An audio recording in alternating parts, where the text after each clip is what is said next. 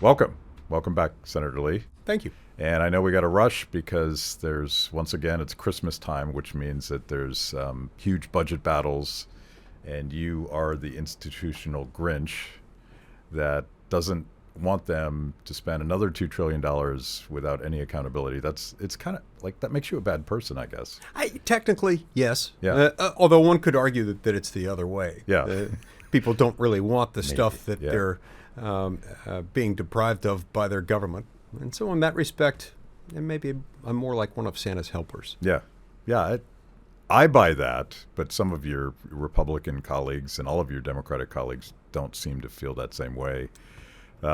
It triggers me a little bit because I remember the early budget fights when you were first elected to the U.S. Senate, and we were all these crazy radicals that wanted to balance the budget, and we didn't want people to spend money they didn't have in D.C.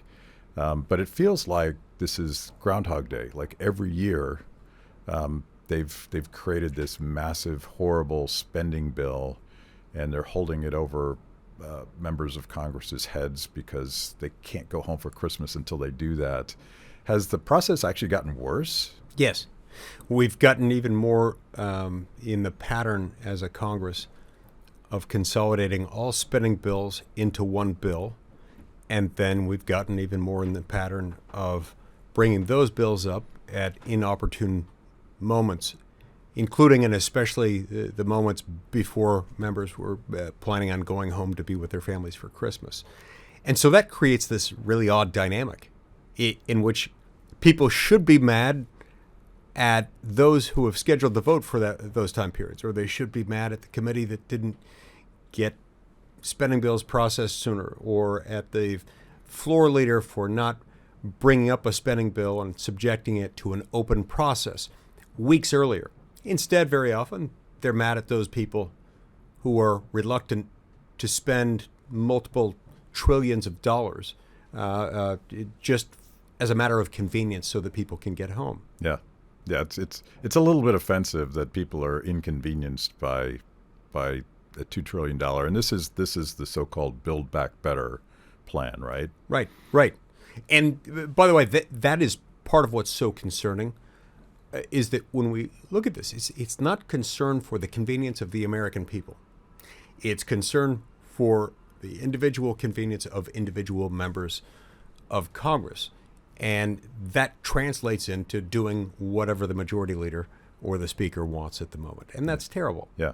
You pointed out, you gave us floor speech a couple days ago pointing out that if Chuck Schumer had done this in a more appropriate way, he wouldn't need your vote. That's right.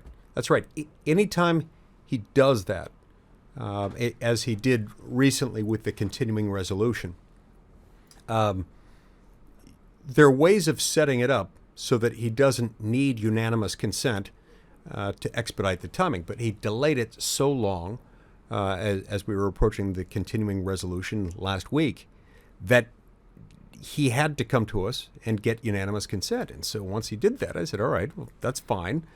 But at a minimum, if you want my consent, I'm going to require that we take at least one vote in which we say we're going to fund the rest of government, but we're not going to fund that aspect of government that will be involved in enforcing an illegal, immoral, unconstitutional vaccine mandate on the American people. And by the way, you're a hero for doing that, even though everybody in this town hates you for that. But I have a question. Well, you're in this town, Matt. Do you hate me? Well, some days. I hate this town is what I hate. But my wife won't let me leave, as you know. I'm trapped. But I have a serious question. So there is in this budget language that I guess would require the funding of the implementation of the vaccine mandate. Is that a fair way to characterize it? Yeah. There's language in it that funds everything in government, and that's part of the tragedy of the continuing resolution, part of the tragedy of doing things that result in either an omnibus or a continuing resolution. It's a blunt instrument with which to keep all of government funded. Yeah. And so there is funding in it. It keeps the government operating, and it contains no restriction prohibiting the execution and enforcement of the vaccine mandates.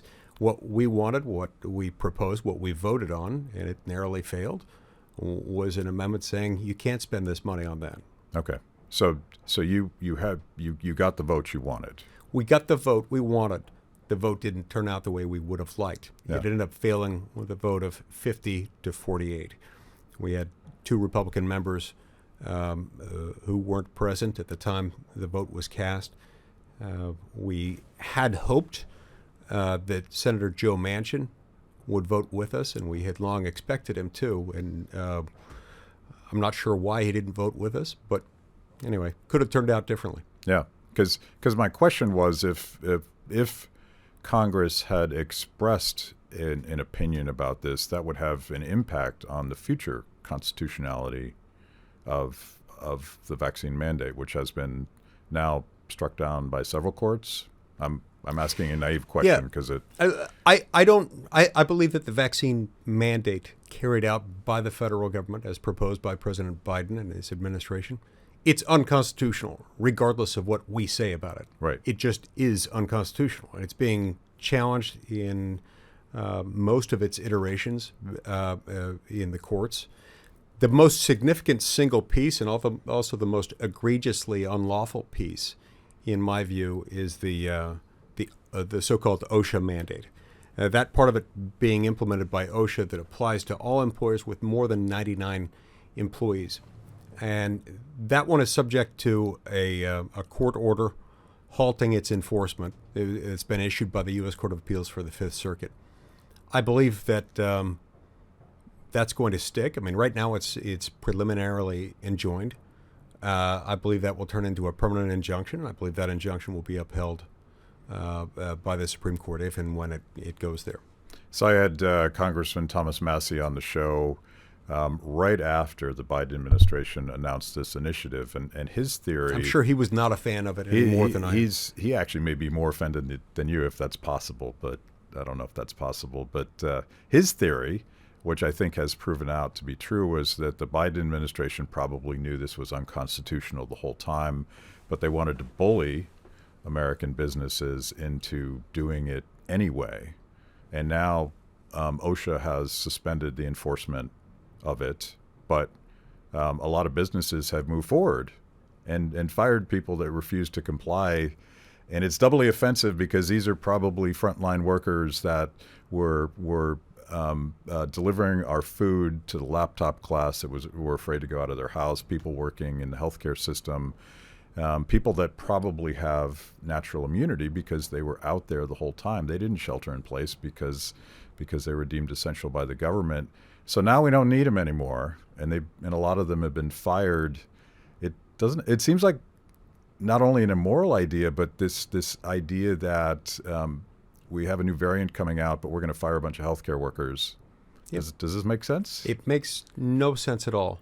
It makes no sense at all unless your objective, more than protecting health, safety, and welfare, is to enhance the reach of the federal government, to make government in general, and this government in particular, more of a brooding omnipresence in the lives of American workers. Now, it's proving to be a wildly successful endeavor in that regard. Yeah. But that's not something we ought to be succeeding at, and that will leave a wake of destruction. Now, one thing that's important to remember is that there is no authority in the federal government to issue a mandate like this. There just isn't. It's not appropriate for federal authority. But even if it were, the president certainly wouldn't have authority to do that on his own, not without some grant of authority by Congress to the president, which we have not given him. This is, in my view, arguably the most egregious, sweeping, breathtakingly excessive instance of presidential overreach since April 8th, 1952, which was the day when Harry Truman seized every steel mill in America to support the Korean War effort.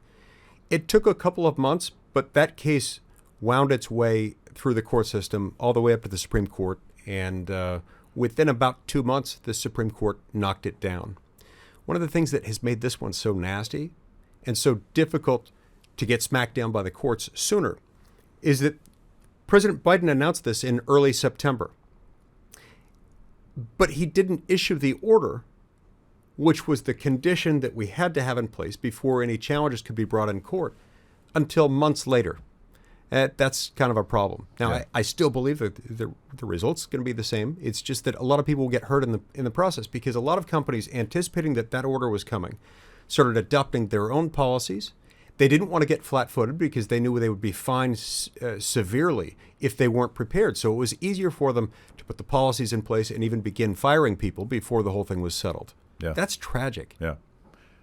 It's more than tragic. It sounds like a conscious effort to create that uncertainty that companies practically have to comply with, and really alienating their workers at the same time. And there, you've seen a backlash amongst workers with airlines and other things. So it once again puts companies in the middle, Right. Enforcing something that if the government really thinks they should do it, then they should take the responsibility for it.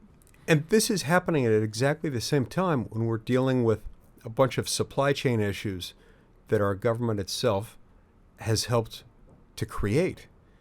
You're going to make those a lot worse if all of a sudden we lose a significant amount of our workforce. Yeah. And it's across the spectrum. I mean, obviously, we've seen signs of it arising in areas that ought to concern us, like healthcare. But from healthcare to manufacturing to shipping,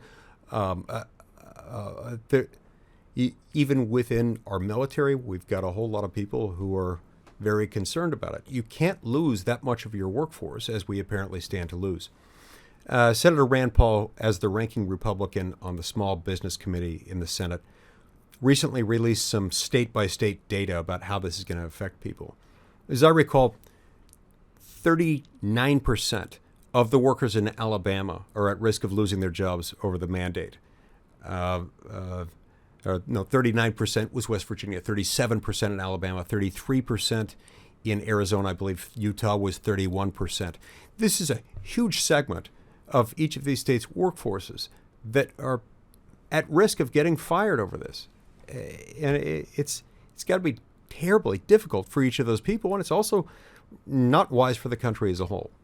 Yeah, and I want to pivot to supply chain issues, because we've been talking a lot about that here at Free the People. And by the way, this was horribly predictable in March of 2020, when they started telling people to stay home and they started shutting down businesses, perhaps naively thinking they could just flip the switch back on when it was convenient. And it turns out, in a complex economy, you can't do that. But one of the reports, you're the ranking member of the Joint Economic Committee, and timely to this conversation, several months ago, you released a report about the structural barriers to work in this country. And there was a data point that shocked me.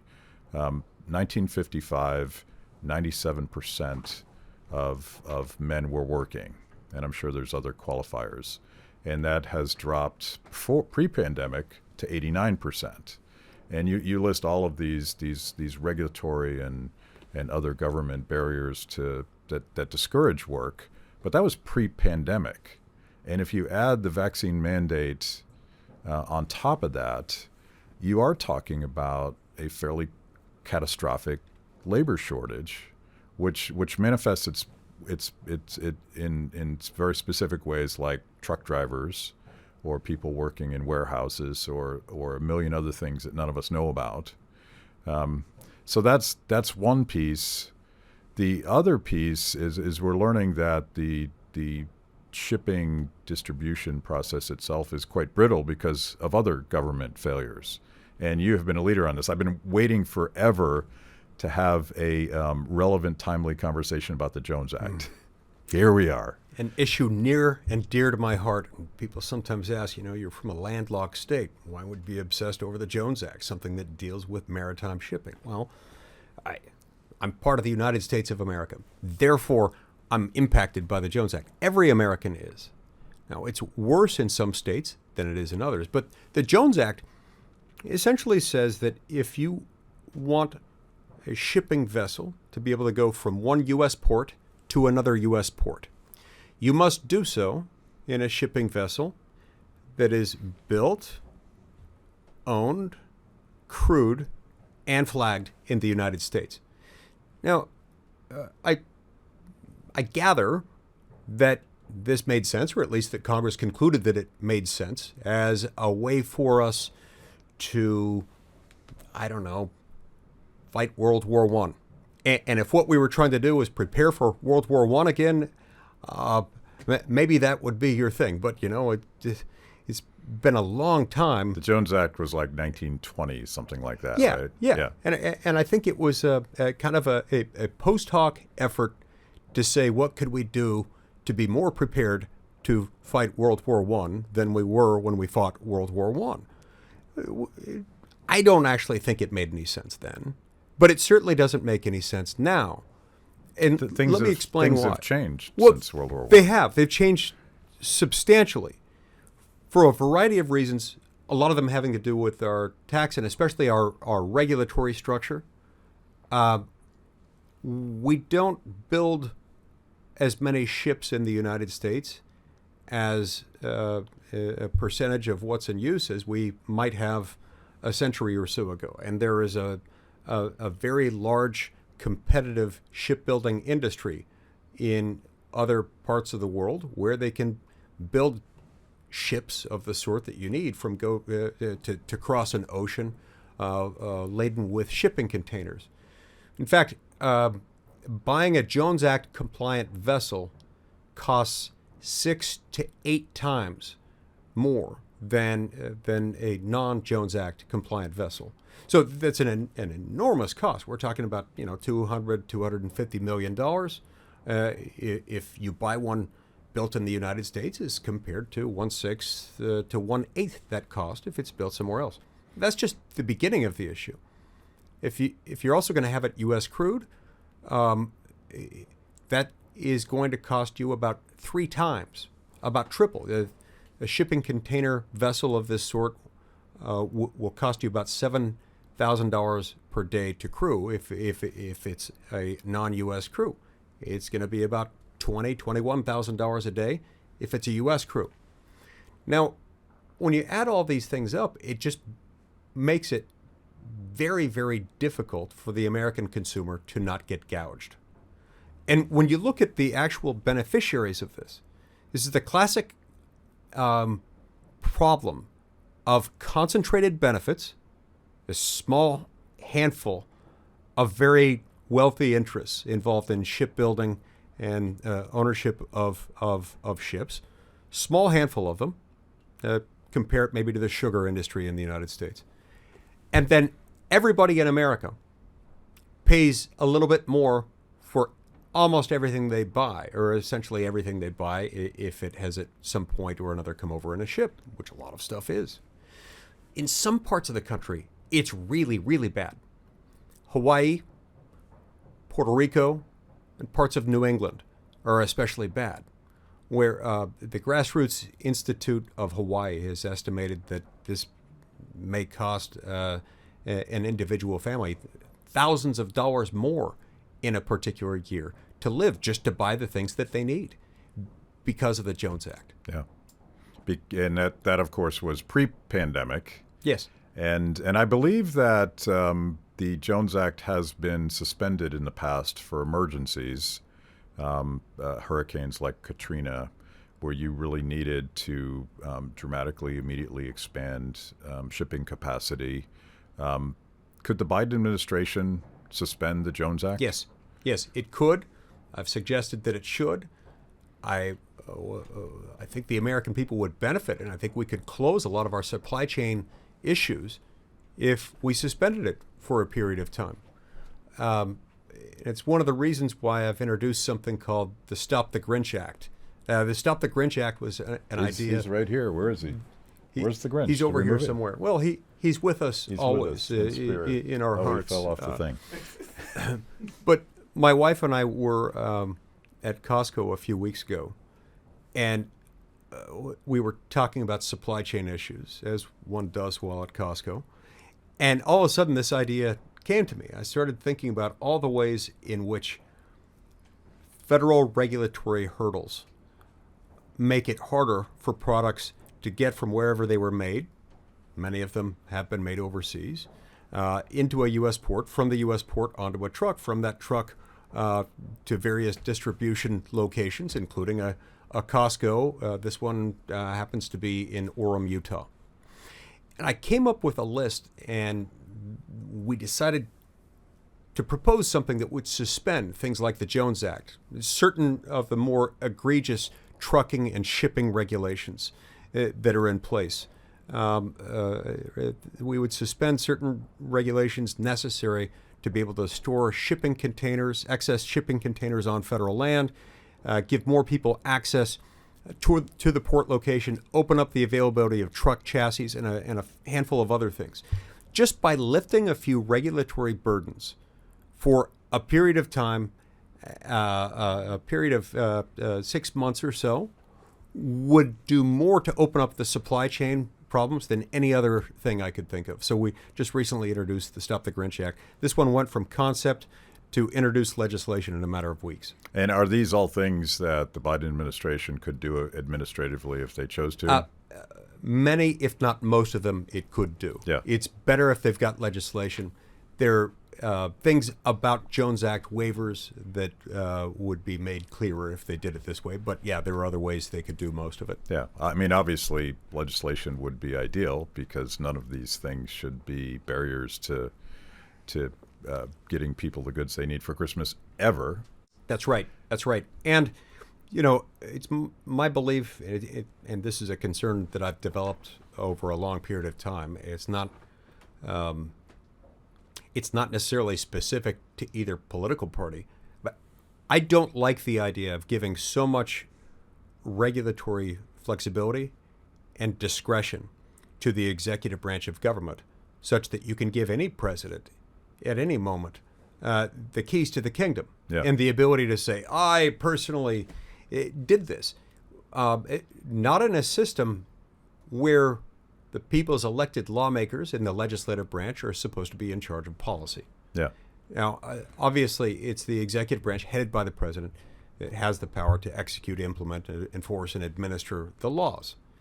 I get that. And that necessarily entails a degree of discretion and flexibility. But when we know that a certain policy has to be undertaken, it's bad form on the part of Congress to simply deflect by saying, well, the president can do this, so we're not going to act. Right. We can direct it. And in fact, it is our job to direct the government what to do.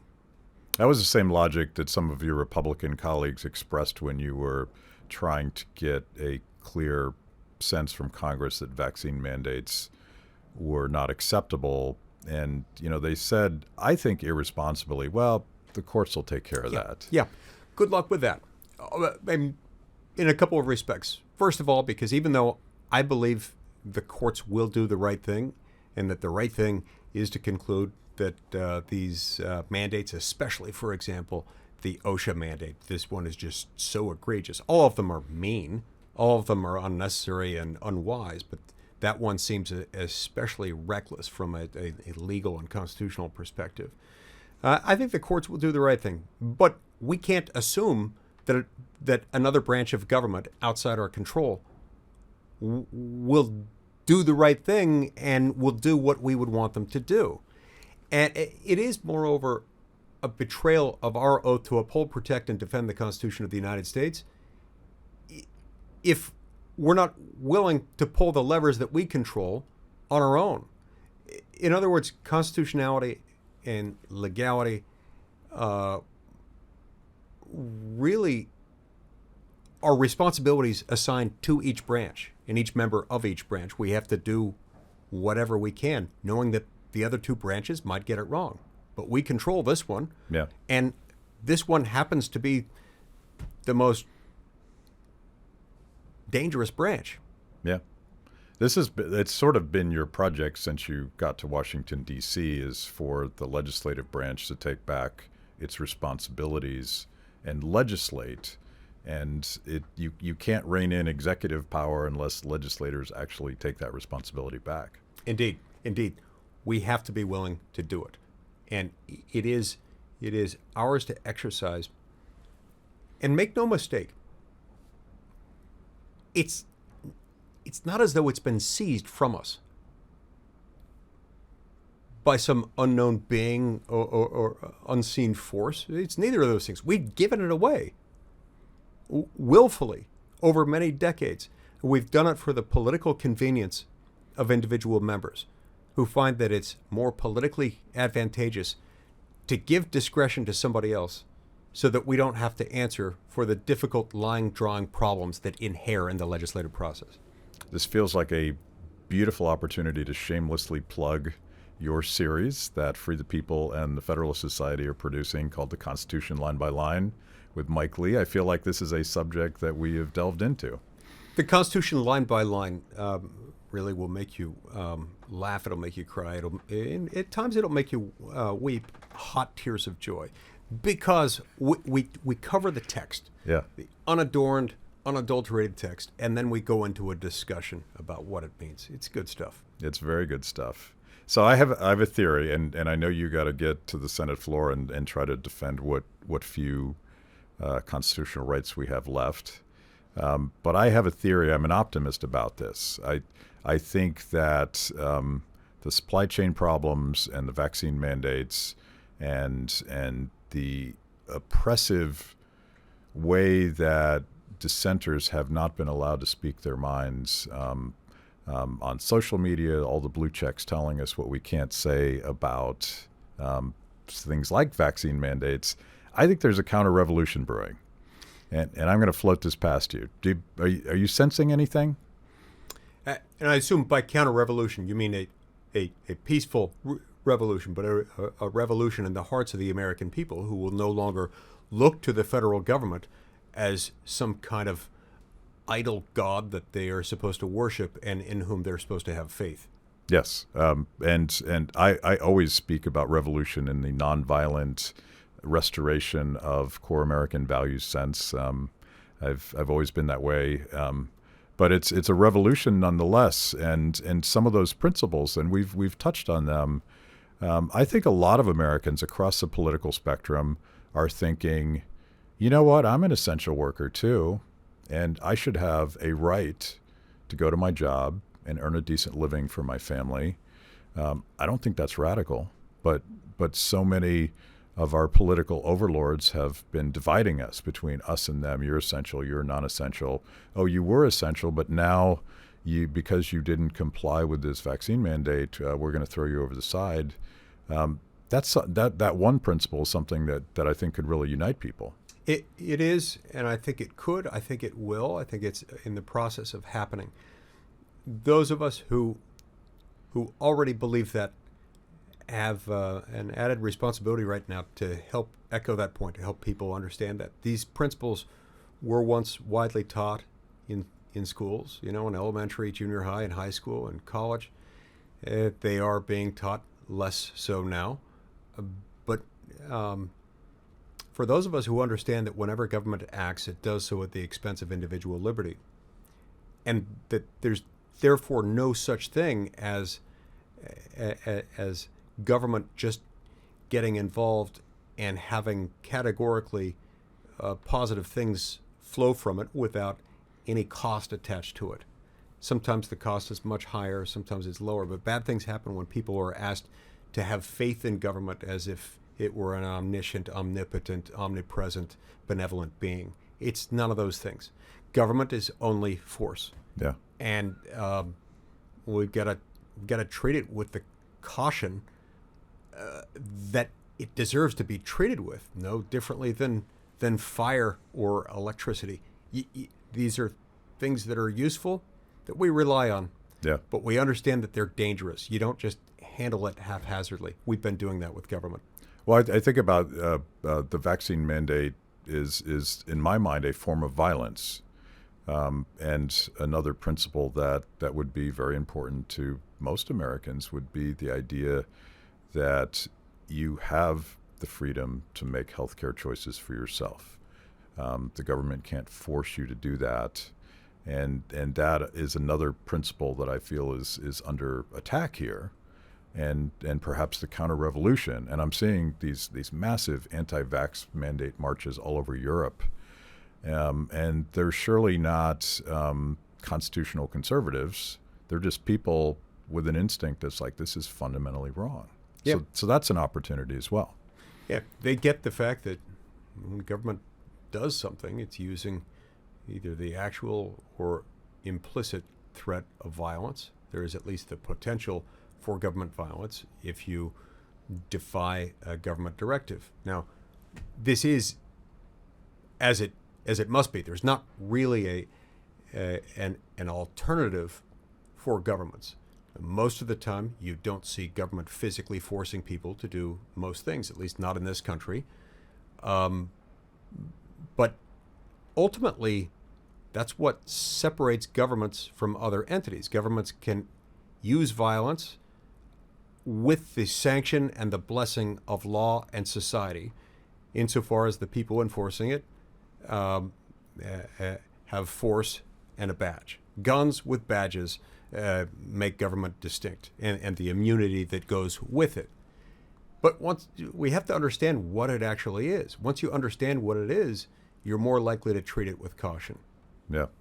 The mayor of New York, who is happily a short-timer, has come out just a couple days ago with sweeping new mandates prohibiting unvaccinated New Yorkers from participating in basic elements of society. And you're already seeing crazy stuff in places like Australia where they're building camps to forcibly put people, not just the unvaccinated, but everybody, until they can prove that they've quarantined and they're not sick. It seems like another fundamental right of Americans is to leave your house whenever you want, without anyone's permission, without papers, free to go into public spaces, free to cross state borders. You still can't go to Hawaii, for instance, without proving your status, and that seems so un-American that we would require people to prove whatever it is in order to go about their lives. You think about how many aspects of your day-to-day life require government permission, and by the time you get to the point where you have to get permission in advance to do something that itself presents no threat to others, that doesn't involve inherently criminal activity, it's kind of frightening. The role of government is supposed to be, as you told me years ago, and as you told America years ago, don't hurt people and don't take their stuff. That really is the role of government, is to tell people that. And the further afield we get for that, the closer we get to the point where you have to get permission from government just to live your life. That's unacceptable. Yeah. So you are a lonely guy in Washington, D.C. right now. You're standing in front of the train one more time. What do you think is going to happen? Will you guys be here until Christmas Eve? And will anything good come out of this latest spending battle? So the Build Back Better plan, I assume, is what you're referring to now. The short answer to that is no, no, nothing good will come out of the Build Back Better plan, unless, that is, we just defeat it in its entirety. We need another $5 trillion in spending. And to be sure, although the Democrats are now saying it's now more like 1.75 trillion, as if that were a bargain, that's creative scoring. There's more scoring that's going to be coming out later this week that I think is going to show the more accurate number is closer to 5 trillion, even with this supposedly scaled back version. The last thing we need right now is for the federal government to just churn out more money, which it effectively just prints. That results in more dollars circulating, more dollars chasing more or less the same number of goods. In fact, fewer goods because of the supply chain issues that the government itself has created. And so what that means is that if you're wealthy, if you're a trust fund baby, a hedge fund manager, if you are super wealthy, or let's say if you earn your living as a highly compensated professional, a doctor, a lawyer, someone like that, those professions are probably all going to be okay from that. They have enough of an economic cushion that's not going to hurt them. Everybody else gets really hurt by that. So that's why I say nothing good is likely to come from this. I'm sure you could point, if this were to pass, you could point to some good people who would benefit in some ways that someone could describe as good. But the net impact of it is terrible. So it should not pass. I don't know how long we're going to be here. I would like to think that Chuck Schumer won't keep us here over Christmas to do it. But we're going to fight this thing as hard as we can. This thing is transformational and not in a good way. This idea and the way that inflation steals from working people, and it's really a sort of it's a transfer from the have-nots to the haves. And our Democratic friends tell us that that's everything they're fighting against. So they give them a little bit of money, but it's money that's not worth that much, and they do it by stealing essentially from their bank account. I don't know how we get people to realize that this game is so rigged, but maybe there's a counter-revolution in there somewhere too. I think there's got to be. Look, once again, you see with this, the problem of concentrated benefits and dispersed costs. Anytime the government spends this much money, and this was an argument I used in response to the bipartisan infrastructure package a couple of months ago, whenever government spends large sums like that, a small handful of people will get very, very rich off of it. Everyone else pays for it. And as a result, they don't see, they can't quantify. There's no statement at the end of the day saying, here's exactly how much you are paying for this, because it's hidden and built into the cost of everything else they buy. This is really good for the wealthy and the well-connected. I see it's bad for everyone else. Your staffer is freaking out. You probably have to get to the Senate floor. Thank you, Senator Lee. Thanks so much. That was amazing. Where can I get more content just like that? It's a great question. You're clearly a discerning consumer of the best content. Make sure to like the video, subscribe, and click the bell. And if you're consuming podcasts, go to Apple, Stitcher, anywhere you get them. I'm in. Kibbe on Liberty, honest conversations with interesting people.